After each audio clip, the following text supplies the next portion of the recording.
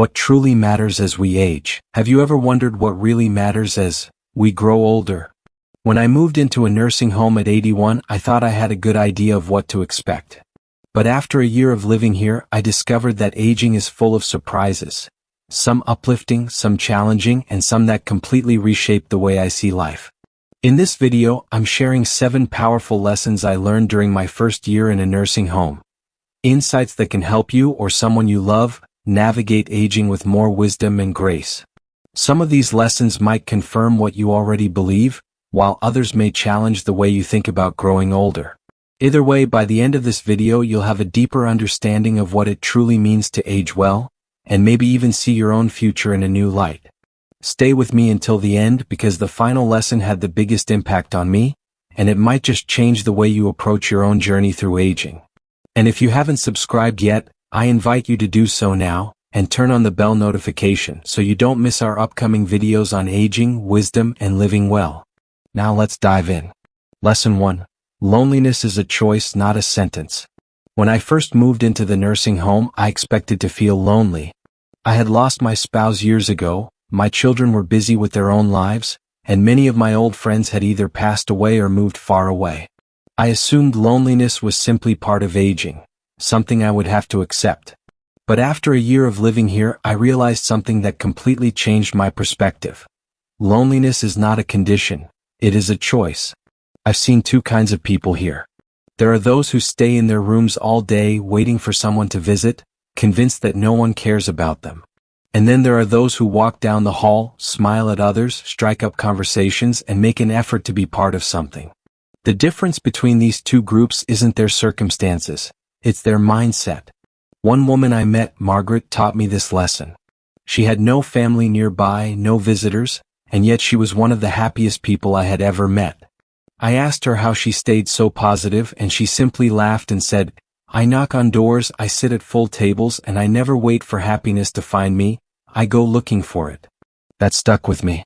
So I decided to try it for myself. Instead of staying in my room, I started greeting people in the hallway. I joined a card game even though I hadn't played in years. I asked people about their lives, their families, and their stories. And something incredible happened. My world got bigger. The more I put myself out there, the more people responded. I wasn't just passing time anymore, I was building relationships. I learned that loneliness is not about being alone. It's about choosing to stay disconnected. There will always be opportunities to talk, to laugh, to connect. But only if we take them. So if you ever find yourself feeling lonely, ask yourself, am I waiting for someone to come to me, or am I taking the first step? Because the truth is, those who wait often stay lonely.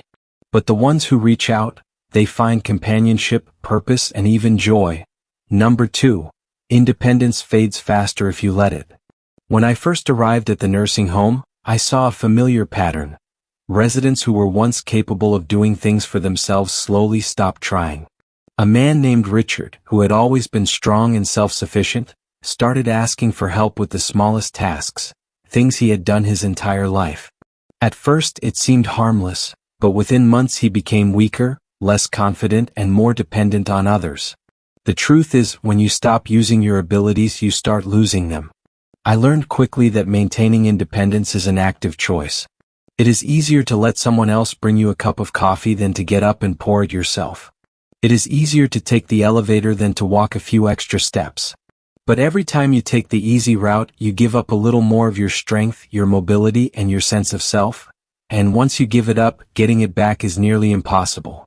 That is why I made a rule for myself. If I can do it, I will do it, even if it takes me longer, even if it is uncomfortable, even if I feel like I do not need to. I take the stairs when I can. I dress myself every morning without assistance. I stand up and move even when I don't feel like it. It is not about proving anything to anyone, it is about holding on to what I have for as long as I can. Aging does not take away our independence overnight. It happens in tiny moments, little decisions that seem unimportant at the time, but over weeks, months, and years they add up. I have seen people give up their independence without even realizing it, simply because they did not fight to keep it. So if you are still living on your own, do not let convenience steal your ability. Move, stretch, lift, stand, whatever you can do, keep doing it. Because the moment you stop, you start sliding toward a place where you will need help for everything, and that is a place you do not want to be. If you're still watching this video and finding these insights valuable, please comment number 2 below to let me know you're here. And if you haven't subscribed yet, I recommend you subscribe and turn on the bell so you don't miss any videos. Your support helps us continue creating good content to inform and inspire you. Number 3, health declines when routine disappears. When I first arrived at the nursing home, I noticed something strange. Some residents seemed sharp, engaged, and full of life, while others seemed to fade away, losing energy and interest in everything around them. At first, I thought it was just a matter of health. Some people were simply stronger than others. But over time, I realized the real difference was something else entirely: routine. I met a man named George, a retired teacher in his late 80s. Every morning, like clockwork, he woke up at the same time, shaved, got dressed neatly, and took a short walk before breakfast. He had a set schedule for reading, socializing, and even exercise. He was sharp, alert, and had a presence about him. Then I met others who had no routine at all. They woke up whenever they felt like it, skipped meals, stayed in their rooms, and let the day pass them by. The difference in their mental and physical health was undeniable. I learned quickly that the body and mind need structure. Without it, everything starts to unravel. When we stop having reasons to get up, to move, to engage, our muscles weaken, our minds slow down, and our days blur together. I have seen it happen again and again. People who once thrived start to decline simply because they no longer have a reason to stay active. So, I made a rule for myself: every day must have a plan. Even if I do not feel like it, I get up, shower, and get dressed. I set times for meals, for reading, for a little movement. I make a point to step outside when I can, even if it is just for a few minutes.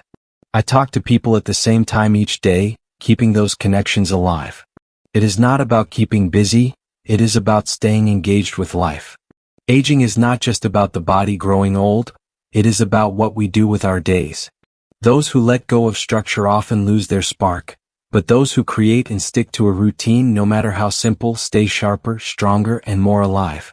I have seen it with my own eyes, and I can tell you, if you want to stay independent, if you want to feel like yourself for as long as possible, build a routine and stick with it.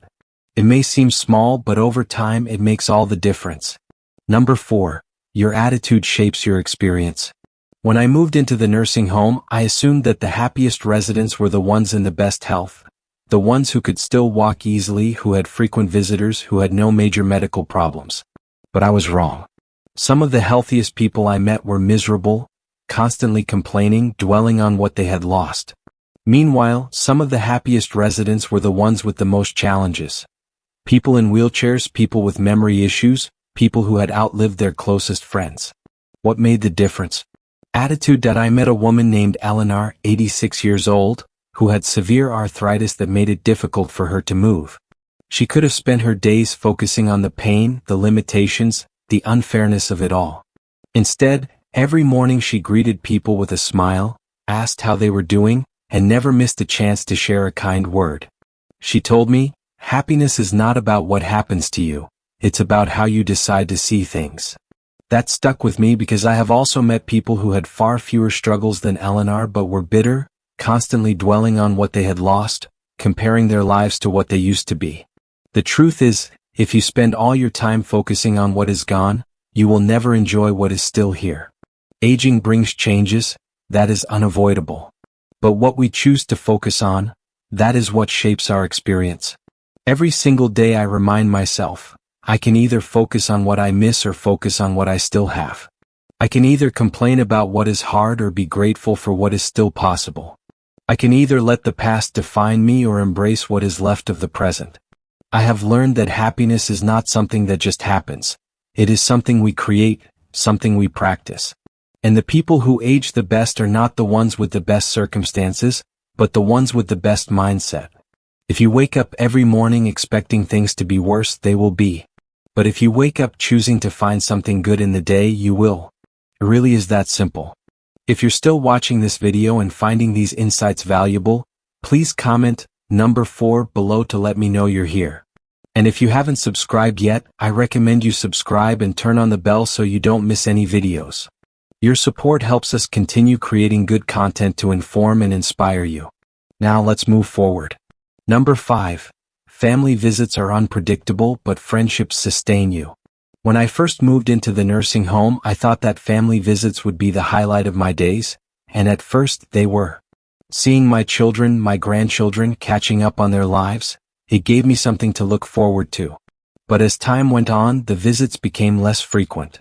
Life got busy, schedules got complicated, and sometimes weeks would pass without a visit. At first it hurt. I found myself waiting, hoping, feeling disappointed when the phone did not ring. Then I noticed something. The people who spent all their time waiting for family visits were often the loneliest. But the ones who built friendships inside the nursing home, they always had someone to talk to, always had a reason to smile. That was when I realized, family is important, but friendships are what keep you going. I met a man named Albert. He had a son who lived 2 hours away and only visited once every few months.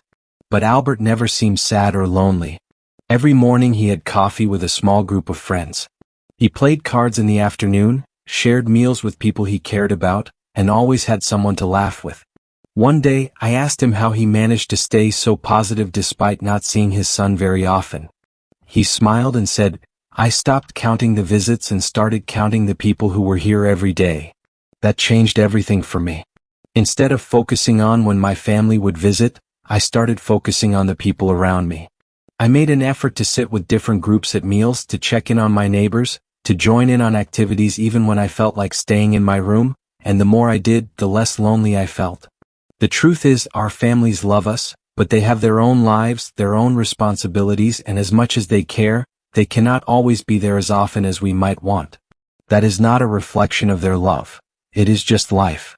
But we can choose to let that make us feel forgotten, or we can choose to build connections right where we are. I have seen it again and again. People who sit and wait for family visits often feel disappointed. But those who put effort into making friends, into being part of something, into forming relationships with the people they see every day, they thrive. Because at the end of the day, love is not just about who is related to you. It is about who shows up, who cares, and who makes your world feel a little less lonely. And more often than not, those people are not the ones who share your blood, but the ones who share your days. Number 6. The past becomes more vivid, but the present still matters. One of the strangest things about getting older is how the past starts to feel more real than the present. I can remember details from my childhood with absolute clarity, the way my mother's kitchen smelled, the songs that played on the radio, the sound of my best friend's laughter when we were kids. But ask me what I had for lunch yesterday and I might have to think for a moment. I have noticed this in others too. Conversations in the nursing home often drift toward the past. Stories of old jobs, young love, the way things used to be. And I understand why. The past is familiar, comforting. It is a place where we were strong, where we were needed, where life felt bigger. But there is a danger in spending too much time looking backward. It can make us forget that we are still here. I once met a man named Frank. He was 89 and he could tell stories about his younger days in stunning detail, but that was all he talked about, the past.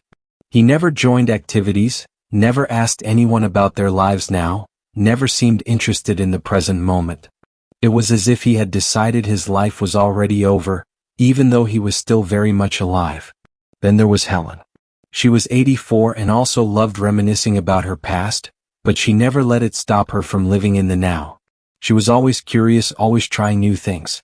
I remember her once saying, "I have more yesterdays than tomorrows, but that doesn't mean today doesn't count." That stuck with me. Because the truth is, nostalgia is a gift. It reminds us of where we came from, of the lives we built, of the moments that shaped us. But it should never come at the cost of the present. We still have conversations to enjoy, meals to savor, people to connect with, and moments to be part of. Life may not look the way it once did, but it is still happening. And if we spend too much time in the past, we risk missing what is left of the present. So yes, tell your stories, remember your best days, smile at the memories that warm your heart. But do not forget to look around you, to stay engaged, to keep living. Because no matter how many years we have behind us, the time we have now still matters. If you're still here and finding these insights valuable, let me know by commenting number 6 below. And if you haven't subscribed yet, now is the perfect time. Hit the subscribe button and turn on the bell notification so you never miss our videos. Your support allows us to continue sharing meaningful content to inform and inspire you. Now let's move on. Number 7. Small pleasures make a big difference. As we age, our world gradually becomes smaller. The grand adventures, major milestones, and career achievements that once shaped our lives slowly fade into memories. What remains are the everyday moments, the simple routines, and the little things that fill our days. After a year in a nursing home, I've realized that these small things matter more than we often realize. I have seen people find pure joy in the simplest pleasures. A warm cup of coffee in the morning, a favorite song playing in the background, the feeling of sunshine on their skin as they sit by a window. Take Harold for example. He's 82 years old and lights up every time he gets his favorite butterscotch candy. He keeps a small stash in his drawer and always offers one to whoever stops by.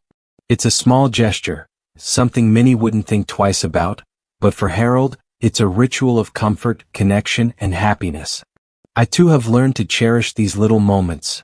The first sip of hot tea in the morning, the sound of birds outside my window, the familiar voices of friends greeting me in the hallway.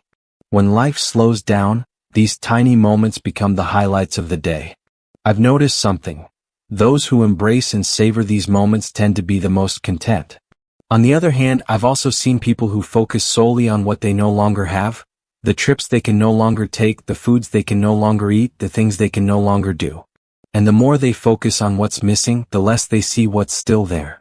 That's when bitterness creeps in, when days feel empty, when nothing seems to bring joy anymore. The truth is, happiness doesn't always come from the big things. Sometimes it's simply a good meal, a kind conversation, or a quiet moment of peace. When you learn to appreciate these things, life becomes a little brighter, no matter where you are, no matter what stage of life you're in. So take a deep breath. Look around you. Notice something small, a sound, a smell, a taste, a feeling that brings even the slightest bit of joy. Hold on to it. Because in the end, life is not about the big events. It's about the small pleasures that make each day worth living. After a year in a nursing home, I have learned that aging is not just about growing older, it's about how we choose to experience the years we have left. Independence fades if we let it. But if we stay active and engaged, we hold on to more than we think. Loneliness is not inevitable. It is a choice. And the more we reach out, the more connected we feel. Routine is not just about structure. It's the foundation that keeps our bodies and minds strong. Attitude is everything. The happiest people I've met are not those in perfect health, but those who focus on what they still have rather than what they have lost. Family visits may not always be frequent, but friendships can fill the gaps and provide steady companionship. The past will always be with us, but if we spend all our time looking back, we risk missing the moments that still remain. And in the end, it's the little things, the morning coffee, the laughter, the sunlight streaming through a window, that bring the deepest sense of joy. If there's one thing I hope you take away from this, it's this. Life doesn't end when things change. There is still room for connection, for growth, and for happiness, if we are willing to embrace it. We want to hear from you. Let us know in the comments one thing you learned today and how you plan to apply it in your life. Your thoughts matter and we love reading them. Your comments inspire and encourage us to continue creating content that makes a difference. If you enjoyed this video, don't forget to like, subscribe, and share. Your support allows us to keep bringing you valuable insights to inform and inspire. Thank you for watching, and we look forward to seeing you in the next video.